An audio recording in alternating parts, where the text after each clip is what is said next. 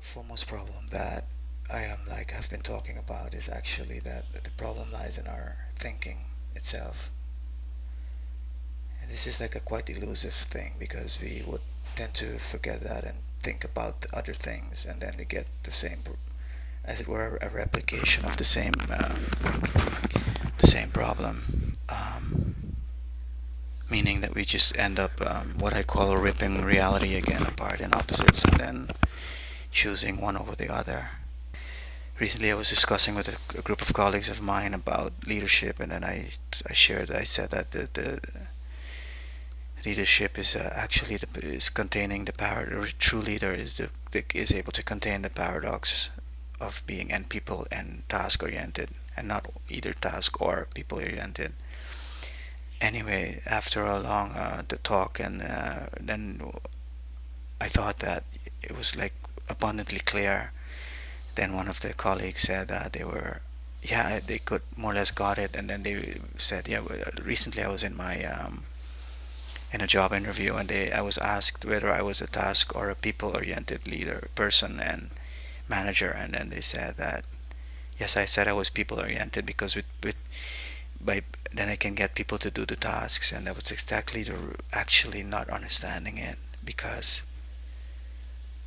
again we fall into that either or trap. It's our thinking that is skewing reality and, as it were, cutting it up in halves and inevitably then choosing one and rejecting the other, making one better than the other. This is also the problem with when we think in terms of strength and weaknesses, or um, basic any form of a binary construct. So then you find you find this practically in any discussion. For instance, you get the same binary in the people versus in the dialogue, where we find social justice oriented group who, as it were, is an advocate for equality and among everyone, and you have the capitalist who is the advocate for profit. But the paradox lies is one would say profit within equality. Um, so we lately I was looking at a video someone recommended me to look at, and the duality that kept emerging there was the opposition was that of being either the kumbaya type of spirituality people and more the warrior type, and that's exactly again another binary. And we should say that we need to be both the warrior and the soft type.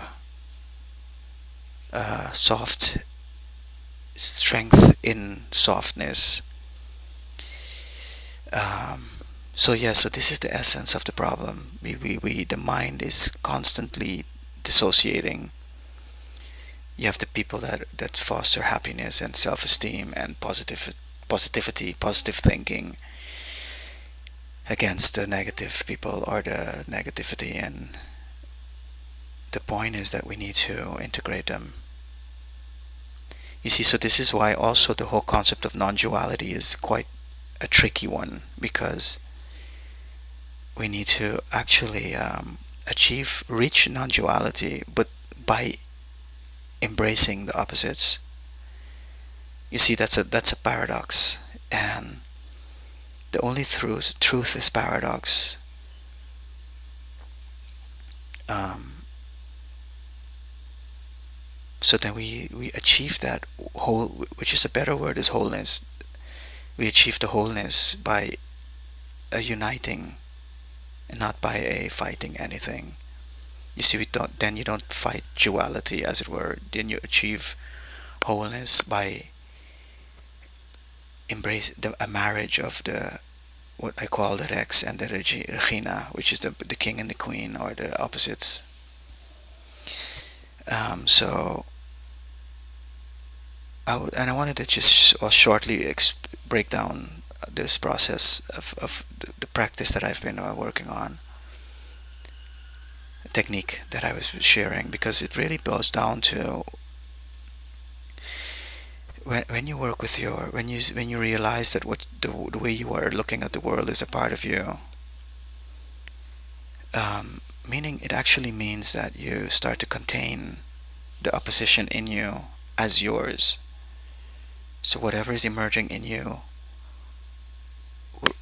in any situation is yours, and then you need to, like, as it were, say, okay, why is this emerging in me? Why is this feeling emerging? You see, because as I discussed earlier in a prior video, is that you see, we've been somewhat wrong or wrongly educated regarding feelings, but regarding basically any construct, and that is you that you have one feeling being sadness, and I said no, the whole feeling is sadness on one side and happiness on the other. It's a kind of a a pendulum. So the point, the essence of the when we break this down, what you get is actually the that.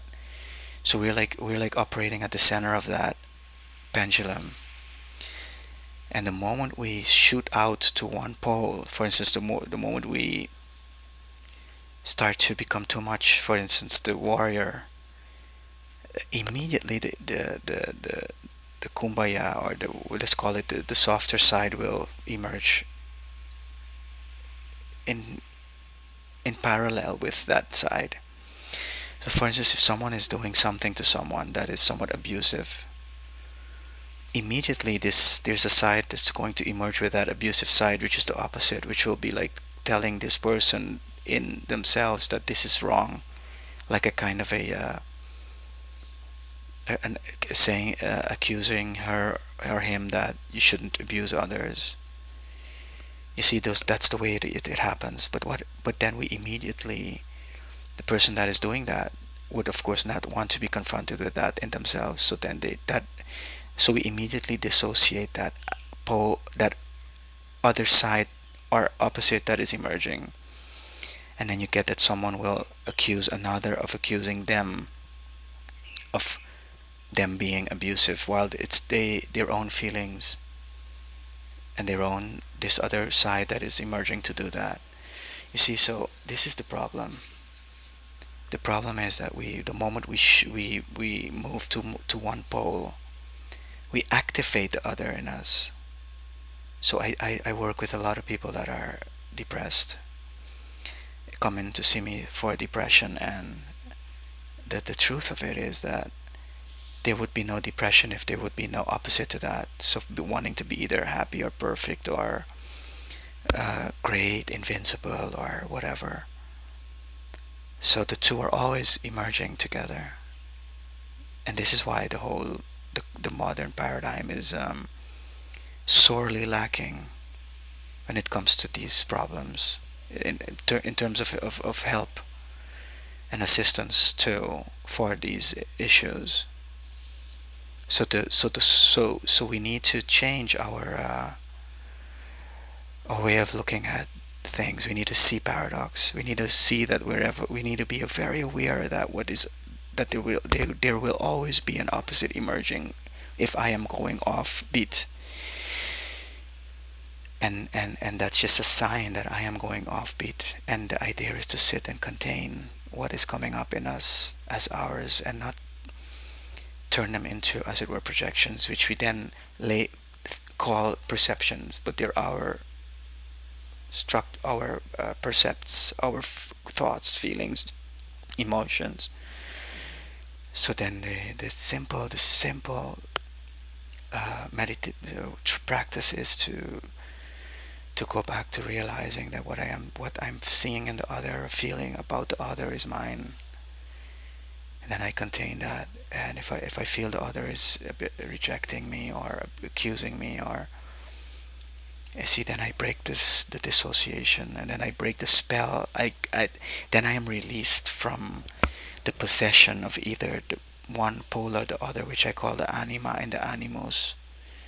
I'm either possessed by the warrior or possessed by the soft kumbaya side, if you wish, or I'm possessed by this prophet or the equality. And the truth is that the paradox is both.